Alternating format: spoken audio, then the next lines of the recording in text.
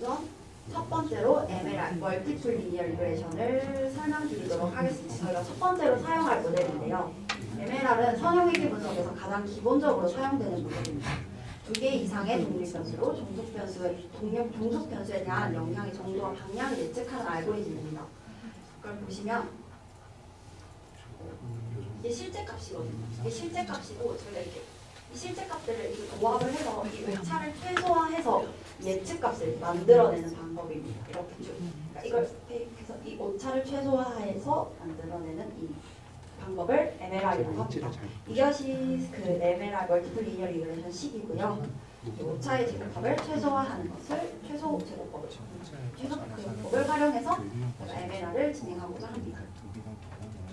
MLR의 장단점입니다. MLR은 다별량 데이터 처리에 용이합니다. 그리고 아무래도 간단한 알고리즘이다 보니까 빠른 속도에 있어서 큰 장점을 보이고 대수들의 해석이 직관적입니다. 또한 간단한 알고리즘이다 보니 해석도 용이하고 알고리즘이 간결합니다. 그렇지만 선형관계에 제한이 된다는 단점이 있고 아까 이거 보셨던 것처럼 만약에 값이 여기 이렇게 있다면 이 값을 제대로 예측을 하지 못하겠죠. 그렇기 때문에 이상치에 민감할 수 있습니다. 또한 너무 값들이 막 저희가 예측하는 값들은 너무 비슷한 것에 만 있어서 과적합이 될 가능성이 있고 얘는 다중공선성에 좀 문제가 있을 수 있습니다. MLR에 대한 간단한 설명은 여기까지였고요. 저희 모델링 한번 진행해 보도록 하겠습니다.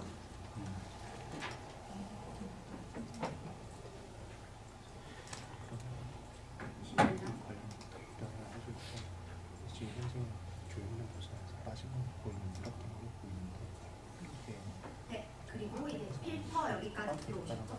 그리고 그 전에 저희가 가장 중요한 게 뭐냐면 종속 변수를 지정을 해줘야 돼요. 왜냐하면 저희가 예측하고자 하는 값을 지정을 꼭 해주셔야 합니다. 여기서 전처리 노드 들어가셔서 형태 변경을 눌러주세요. 끌고 와주세요. 그리고 필터와 연결을 해주시면 되는데요. 필터와 연결을 해주시고 나서 보시면 제가 근데 다 설정을 해놨어요. 저는 이게 풍량이 종속 변수로 입력이 되어 있죠. 저희는 풍량을 예측할 거기 때문에 풍량 종속 변수를 설정을 해줍니다. 그리고 저희는 예측 분석을 할 거기 때문에 회귀 분석을 할 거기 때문에 데이터의 형태가 꼭 연속형이어야 돼요. 이것을 꼭 두 가지를 꼭 선택을 해주셔야 돼요. 이걸 안 해주시면 모델링을 할 수가 없어요.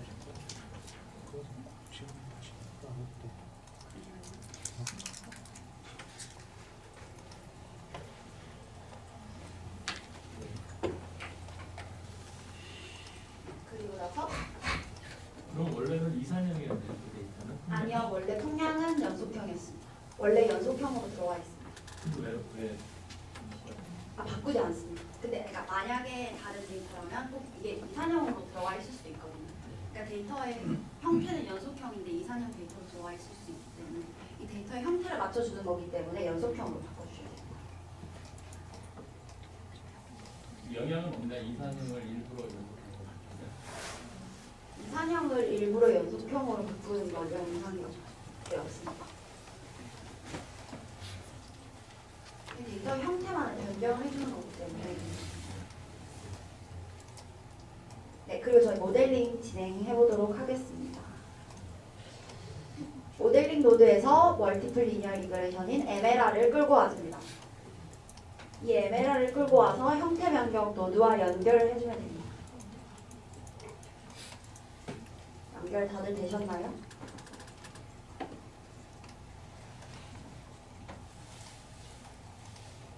여기 위에가 저희가 지금 진행하고 있는 그 로직입니다. 꼭 이거 필터 선택해주시고 이거 선택해주시고 형태 변경도 해주시고 나서 MLR 연결해주셔야 돼요. 그리고 나서 아까 다중공선성 말씀드릴 때 VIF 지수가 나왔었잖아요. 이 VIF 구하기 옵션을 false로 나와 있는데 이걸 true로 바꿔줍니다. 이걸 true로 바꿔줘서 저희가 뭐 각 독립변수들이 어떤 다중공선성을 파악하기 위한 그런 것을 파악하기 위한 옵션입니다. 그리고 이 다중공선성 제거 옵션을 true로 한다면 저희가 그 MLR 알고리즘에서 알아서 다중공선성 서로 상관관계가 높은 변수들을 자동으로 제거를 해줍니다. 이 옵션을 선택을 해주신다면. 그리고 나서 모델링을 돌려봅니다. 그러면 옆에 여기 이게 생기죠? MLR이. 그리고 이렇게 끌고 와주시면 여기서 이제 다이아몬드가 생깁니다. 이게 보이시나요? 네. 저희가 모델링을 진행을 했고요. 이 모델링에 대한 결과입니다. 얘들이. 이거 뭐 제너럴 인포는 각 독립 변수들과 종속 변수의 기초 통계량이라고 볼 수 있고요. 그냥 아 이렇구나 이 정도만 보시고 넘어가시면 됩니다. 그리고 중요한 건 모델 인포인데요. 모델 인포 들어가 주시면 저희 회기식 아까 보여드렸던 멀티플 리니어 리그레이션 회기식이 나옵니다. 이렇게. 이걸 보시면 여기 만약에 저희가 새로운 데이터가 들어갔을 때 통기성이 뭐 10이고 얘도 3이고 얘도 7이고 이렇게 만약에 들어간다면 새로운 값들을 여기다 이렇게 식에 다 더해서 새로운 데이터 풍량 예측할 수 있는 그런 식이 됩니다. 얘는. 네, 그리고 저희가 아까 그 다중공산성 제거 옵션, 자동으로 제거해주는 옵션을 선택을 해줬기 때문에 밑에 이거 보시면 통기성 변수, 다중공산성 통기성 변수 1, 4, 그리고 유속 1, 2, 압력 변수는 자동으로 다중공산성이 존재하여서 제거가 된 것을 확인을 할 수 있습니다. 네, 그리고 이 다중공산성 때문에 이 변수들이 제거가 됐기 때문에 옆에 VIF 지수를 보시면 VIF 지수가 5보다 크면 다중공산성이 높다고 저희가 말씀을 드렸거든요. 근데 이 VIF 지수가 다 5보다 낮은 것을 볼 수 있습니다. 그래서 저희 모델은 아 이렇구나 이런 형태를 가지고 있구나 이렇게 생각을 해주시면 되고 밑에 중요한 건 이거 모델에 대한 결과죠. 이 아노바 테이블 첫 번째 이 테이블은 되게 사실은 그냥 조금 어려워요. 그래서 이게 하기가 너무 그래서 이 p-밸류 값만 봐주시면 됩니다. 이 p-밸류 값이 0이 나옵니다. 이 p-밸류 값이 0이 나와서 이 p-밸류 값을 통해서 이 p-밸류 값을 통해서 이 회귀 모델 전체가 유의하다는 것을 판단할 수가 있습니다. 그리고 저희가 확인해야 될 것은 R스퀘어입니다. 이 R스퀘어, 어저스트 R스퀘어와 R스퀘어가 있습니다. 이 R스퀘어를 확인을 하면서 저희의 모델의 예측력은 0.673, 674 그리고 RMSE는 31.64 이렇게 나온다고 확인할 수 있습니다. RMSE와 MA와 MAP는 오차들을 확인을 할 수 있는 얼마나 다른지를 확인을 할 수 있는 그런 에러 정보인데요. 이 실제값과 측정값의 차이가 얼마인지를 확인할 때 확인하는 것을 알려주는데 사용되는 척도입니다.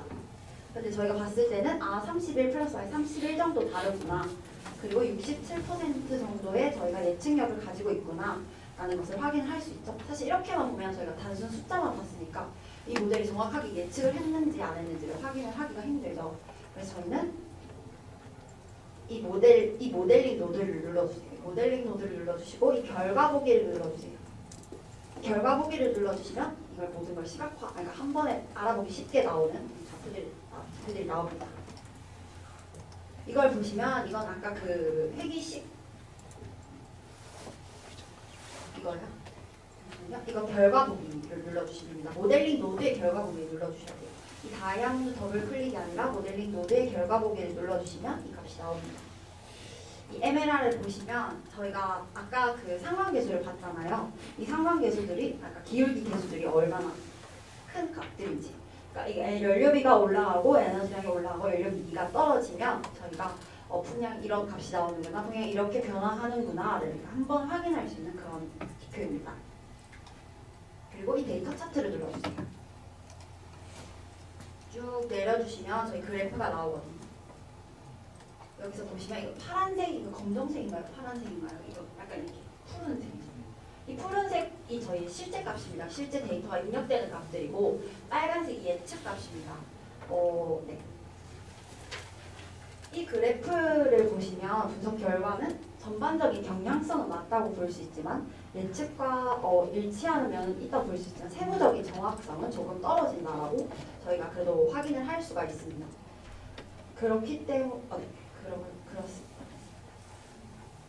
그리고 이 컨트리뷰션 차트를 확인을 한다면 진짜 어떤 인자들이 가장 유용한지 기여도 차트를 확인을 할 수 있습니다. 네, 여기까지가 MLR 모델이었고요. 일단 MLR 모델과 저희 다른 모델을 비교를 하면서 어떤 모델이 더욱 적절한지를 판단을 해볼 생각입니다. 질문이 있는데요. 네. 전체적인 흐름상 아까 2, 3, 7을 제거하고 네. 그다음에 필터를 통해서 이제 그 독립 변수들을 저는 지금으로 이해했는데 네. 지금 저기 그 탐색 그 자료 마지막 지금 막 한 거예요. 이 여기서는 이거 뭐야 MLR에서는 네. 그 나머지 필터를 제거한 독립 변수만 쓰는 게 아니고 전체를 다시 쓰잖아요. 지금은 맞나요? 아니 저희가 필터를 통해서 제거해 준 거는 이거 PCA 노드를 연결했기 때문에 PCA 관련 네. 변수들이 생성되어서 그 PCA 관련 변수들만 제거를 해줬습니다. PCA 관련. 네네 여기 모델링 노드가 연결이 돼서 이 주성분 1번일 때 네. 값들이 어떻게 변하는지가 다들 이게 변수가 생성이 돼서 이 변수들만 제거를 해줬습니다. PCA 관련 변수들이요. 네 그래서 네네 원래 16개 다 그대로 사용하시는 거예요. PC는 이상치대로 나는 네네 이상치대로만은 양 방법이 있습니다. 네 변수 제거가 아닙니다. 네 저희가 다른 모델도 한번 설명드리겠습니다. 네 PLS인데요. PLS입니다. PLS는 여러 개의 반응 변수를 예측하는 데 사용되는 분석 방법입니다. PLS는 독립 변수가 상관성이 크거나 변수의 수가 관측치의 수보다 큰 데이터 분석하는 데 사용됩니다. 그리고 이 모델은 어제 수석님께서 설명을 잠깐 해주셨는데 X와 Y 간의 상관관계를 동시에 고려하여서 모델링을 하는 기법입니다. PLS의 장점은 다중공선성이 해소가 된다는 장점이 있습니다. MLR은 다중공선성에 약하다는 단점이 있었지만 PLS는 다중공선성 문제를 완화하기 위해서 저희가 잠재변수라는 옵션을 사용을 합니다. 이 잠재변수라는 옵션을 사용을 해서 독립변수들 간에 높은 상관관계가 있을 때 다중공선성의 문제를 완화하기 위해서 저희 PLS를 사용할 수 있습니다. 그리고 적은 데이터에 효과적이라는 것을 알 수 있습니다. 그리고 또 제가 생각했을 때 PLS에서 가장 중요한 특징은 종속 변수 정보를 활용을 한다는 건데요. 종속 변수와의 공분선을 최대화하여서 모델을 구축하는 방법입니다. 종속 변수의 정보를 활용해서 설명 변수와의 독립 변수와의 관계를 더욱 강조할 수 있게 해주는 모델입니다. 그렇지만 단점으로는 해석이 어려울 수 있고 과적합될 가능성이 있습니다. 그리고 적절한 데이터의 구조가 필요하다는 것이 얘도 아무래도 선형 구조일 때만 유의하다는 것이 좀 단점이라고 볼 수 있습니다. 네, 모델에 대한 간단한 설명은 여기까지였고요. 저희 또 모델링 한번 진행해 보도록 할게요. 네, PLS를 진행해 보도록 하겠습니다.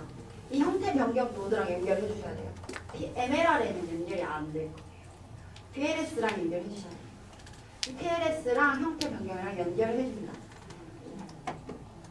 PLS도 PCA랑 비슷하게 진행이 되는데요. 저희가 잠재변수수를 아까 말씀드렸던 잠재변수수가 나온다고 했잖아요. 이 잠재변수수가 되게 중요한 옵션이거든요. 이 잠재변수수를 최대치로 설정하여 각 잠재변수의 기여도를 비교를 할 수 있습니다. 네, 잠재변수수의 최대치는 총 독립변수의 개수 마이너스 하나입니다. 그래서 15개로 해서 진행을 해주시면 돼요. 14개? 네, 14개 제가 15. 네, 15개로 하셔도 14개로 하셔도 되는데 그래서 옆에서 이거 모델 보이시죠? 여기 이제 어딘지 아시죠?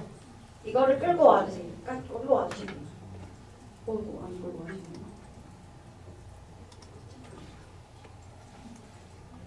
이걸 더블 클릭해 주시면 됩니다. 여기서 모델 인포에서 저희가 지금 당장 필요한 정보들만 활용해서 보면 됩니다. 좀 이따가 이거 관련된 내용 설명드리겠습니다. 이걸 보시면 저희가 그 각 잠재 변수 수에 따른 x 기여율과 y 기여율의 변화를 볼 수 있습니다. 이걸 봤을 때 x 기여율이 y 기여율의 80% 이상인 잠재 분수가 여기도 7개가 나왔죠. 7개 86.64%고 x 누적 기여율도 73% 정도 되는 이것을 선택을 해주시면 됩니다. 잠재 분수 7개를 선택을 했을 때 전체 데이터의 상당 부분을 설명한다는 것을 알 수 있고 복잡성을 갖추면서도 너무 데이터가 과적합되지 않는 적절한 데이터 잠재 변수를 선택해주는 것이 중요하기 때문에 7개 정도 선택을 해주시면 좋을 것 같습니다. 네, 여기서는 저희가 잠재 변수를 7개로 해야겠다 이렇게 결심을 하면 되고요. 그리고 나서 PLS를 한 번 더 돌려줍니다. PLS를 이 형태 변경, 이제 진짜 찐 모델입니다. 이 형태 변경과 연결을 해주시면 돼요. 그리고 잠재 변수를 꼭 7개로 선택을 해주세요. 꼭 7개로 선택을 해주시고 모델링을 실행을 시켜주시면 돼요. 7개로 해주시고 모델링을 실행을 시켜주시면 모델링이 됩니다.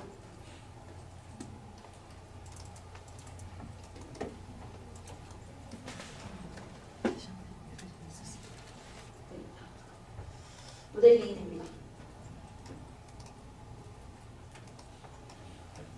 이거 보석, 이거 다이아몬드 보석을 더블 클릭해주세요. 그러면 저희가 이 모델에 대한 정보를, 모델 결과에 대한 정보를 확인을 할 수가 있습니다. 이 모델 인포메이션입니다. 저희가 여기서 가장 중요하게 봐야 될 것은 이 스탠다드 코에피션 베타인데요. 이게 그 표준화된 이 회기식입니다. 이 표준화된 회기식을 통해서 저희가 알 수 있는 것은 저희가 만약에 유속의 평균이 1000이고 통기성 지수의 평균이 1인데 평균이 1이에요. 근데 만약에 두 개 같이 1이 변화했으면 그 지수가 완전 그 차이가 나는 느낌이 완전 다르잖아요. 그래서 어떤 인자가 가장 영향을 주는지 표준화되는 지수, 표준화되는 지표입니다. 표준화해서 진짜 어떤 인자가 가장 영향을 많이 주는지를 확인을 할 수가 있는 거죠. 이 스탠다드 코에피션 베타를 통해서 이 논 스탠다드 이거는 저희가 아까 말씀드렸던 이 회기 분석식이랑 그 MLR을 봤을 때 있었던 그 회기식이랑 같은 식입니다. 이 MLR과 PLS의 가장 큰 차이점은 다중공선성 해소라고 볼 수 있는데요. 이것을 통해서 저희 이번에는 모든 변수를 다 활용을 했죠. 저희가 사용하고자 하는 모든 변수를 다 활용했습니다. 여기도 만약에 새로운 데이터가 들어온다면 통기성에 무슨 숫자를 넣고 온도에 무슨 숫자를 넣고 무슨 숫자를 넣고 무슨 숫자를 넣으면 풍량을 예측할 수 있는 그런 예측되는 풍량의 값이 나옵니다. 그리고 이제 내려가 주시면 분산 정보, 이건 아까 봤던 그거고요. 이 표준 에러 정보, 모델링용 데이터, 이게 가장 중요하죠. 이걸 확인을 할 수 있습니다. 이 R스퀘어를 통해서 R스퀘어가 0.866이 나왔습니다. 아까랑은 조금 다르죠. 아까 0.68 정도 나왔는데 오늘 0.86이 나왔습니다. 그리고 RMSE, 저희의 그 오차항들도 얼마나 예측치와 데이터의 예측치와 실제값이 얼마나 다른지도 20 정도 나왔습니다. 그러면 이 모델은 아까 MLR보다는 성능이 더욱 좋은 모델이구나 라는 것을 저희는 생각을 할 수 있죠. 이 스크립 플랍 이거는 저희가 그 잠재 변수 아까 7개 선택했잖아요. 그 첫 번째 잠재 변수의 누적 기여율, 두 번째 잠재 변수의 기여율 이렇게고요. Y도 그렇게 볼 수 있습니다. 이거는 아까 MLR 설명드렸던 거랑 마찬가지로 이 에너지량이 증가할 때 라고 볼 수 있습니다. 그리고 나서 PLS 여기 눌러주시고 결과 보기를 눌러주시면 돼요. 저희가 아까 말씀드린 대로 숫자만 봤을 때는 정확하게 예측이 되었는지 안 되었는지를 알 수가 없잖아요. 그렇기 때문에 저희가 데이터 차트를 통해서 저희가 한번 봐보도록 하겠습니다. 이게 보시면 파란색은 실제값, 빨간색은 예측값입니다. 아까 MLR에 비하면 확실히 조금 더 많이 맞췄다고 볼 수 있죠? 이게 MLR이었거든요. 이게 MLR이고 PLS인데 PLS가 확실히 더 진짜 실제값과 더욱 일치하는구나 라는 것을 확인을 할 수가 있습니다. 그리고 이렇게 보시면 여기 위에 이거 보시죠.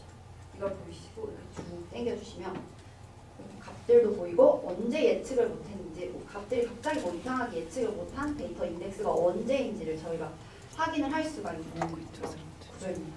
이걸 통해서 네, 그리고 이거는 단차 차트이고요. 그리고 기여도 차트입니다. 기여도 차트 테스트를 통해서 확인도 할 수 있습니다. 그래서 어떤 변수들이 더 이 풍량에 높은 기여도를 했는지 알 수 있습니다. 네, 그리고 예상보다 너무 빠르게 진행이 돼가지고 잠시만요. 천천히 해주세요. 그러면 실수가 되면 실수를.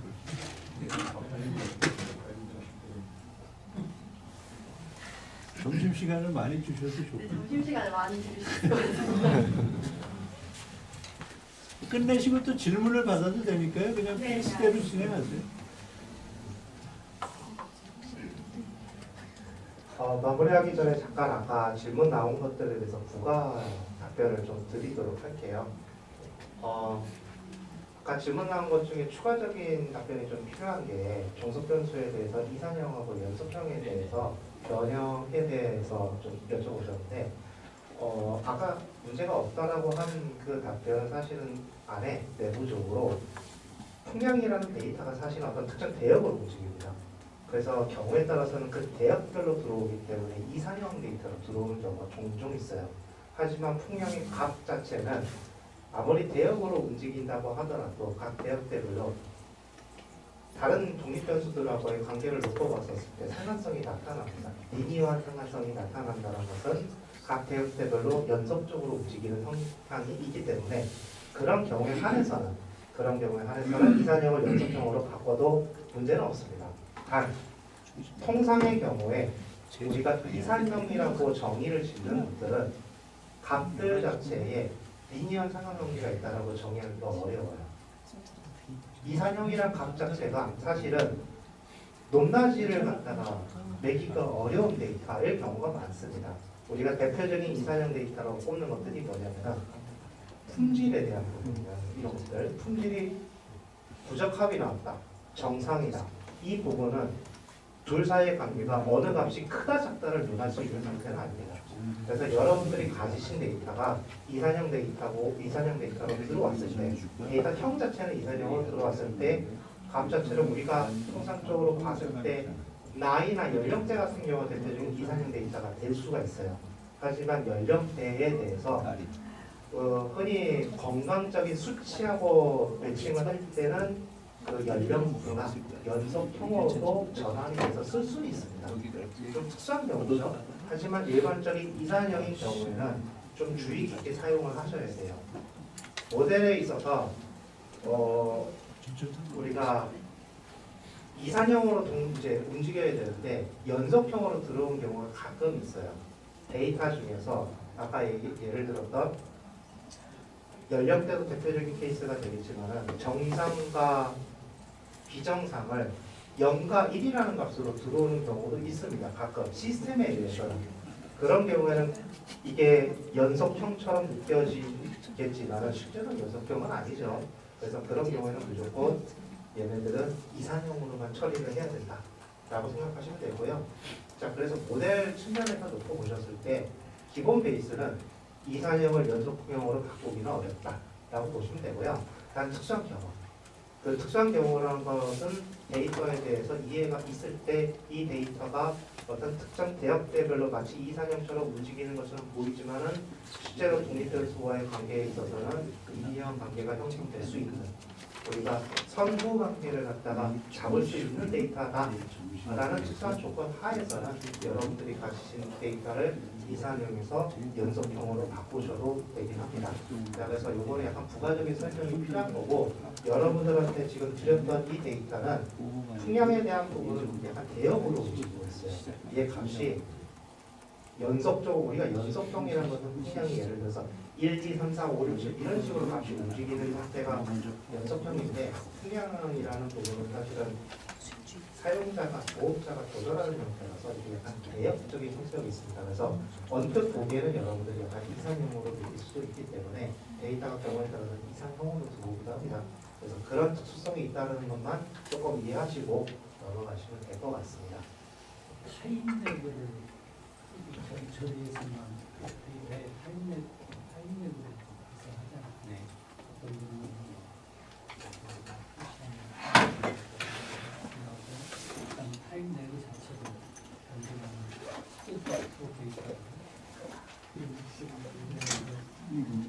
저희에서 그러니까 우리 하는 거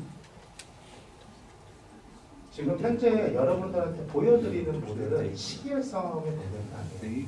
타입 렉이 발생하셔도 종속편수 Y 입장에서는 그 시점의 독립변수들의 값의 상태를 보고 Y 값에 대한 상태를 결정해 주기 때문에 네, 그렇죠. 시험.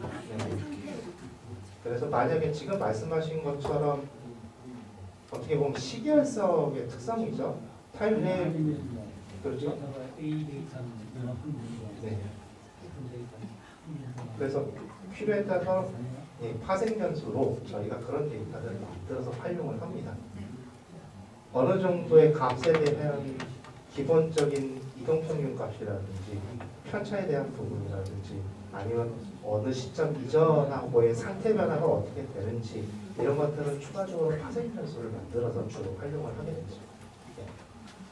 그 수업이 좀 강의가 일찍 끝났으니까요. 한 10분 정도 질문할 거 있으면 네, 질문할 거 있으면 질문하셔도 됩니다. 네, 아직 조금 나왔어요. 예. 저희가 MLR이랑 PLS 두 가지 모델을 써봤죠. 저희가 두 가지 모델을 써봤고 아까 저희 데이터는 EDA 통해서 확인을 했을 때 상관관계가 없다는 것을 확인을 할 수가 있습니다. 생각을 해보면 공정 데이터셋의 특성상 당연히 온도가 변하면 압력도 변하고 그런 안에서의 상관관계가 높을 수밖에 없다고 생각이 드는데요. 그래서 저희가 그 다중공산성 해소를 위한 두 가지 방법을 써봤습니다. 상관관계가 높은 변수들을 제거를 하는 방법도 써보고 다중공산성이 좋은 모델 PLS 모델도 사용을 해봤습니다. 근데 두 가지 다 사용을 해봤을 때 PLS가 중앙도가 0.86으로 더 높고 그렇기 때문에 저희가 PLS 모델이 조금 더 적절하다는 것을 확인할 수 있습니다. 모델링을 할 때 EDA를 통해서 모델링을 하기 전에 데이터의 형태가 이런 형태구나. 데이터의 특성이 이런 특성이구나 이런 것을 파악을 하고 나서 모델링을 돌리시면 더욱더 좋은 모델을 만들 수 있습니다. 여기까지입니다. 감사합니다.